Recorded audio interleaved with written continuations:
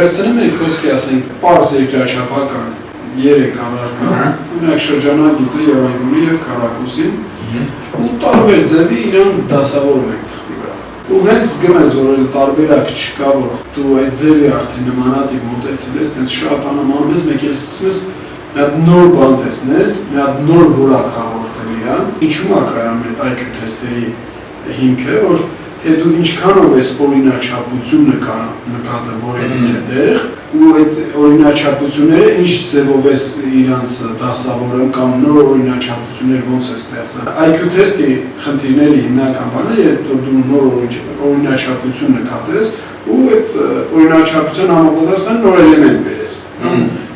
գոյություն էլեմենտը տեղադրես։ Այստեղ դու պետք է փորձարկումներն անընդհատ անես։ Ոսոտ այդ process-ն անես, քողերի հետ անընդհատ աշխատես, անընդհատ նոր բան ես գալիս ես մեզ մի տեղ, որ այդտեղ չկա, ասում ես սաղարել եմ, բայց ոնց կրի սաղարացնել, մեկ էլ հետ ես գալիս, մեկ էլ առաջ ես գնում, բայց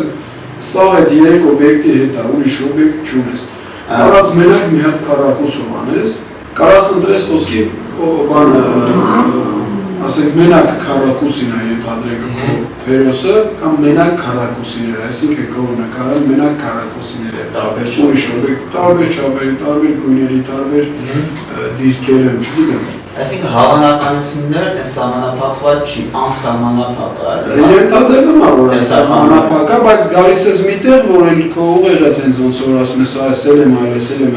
մեկ էլ մի հատ նոր բան ես հայտնաբերել։ Մեզ էլ չէ իրականության մեջ թվում է, թե ամեն ինչ արված է։ Համադրամաբանությունն է զարգացնում, ստեղծագործական միտքը այն կետից է ստեղծագործական միտքը զարգացնում, երբ արդեն տեղ չկա, արդեն դրամաբանությունը վերջանում է, ստեղծվում է մի նոր որակ, մի նոր օրինաչափություն, որ դու արդեն նկատեցիր։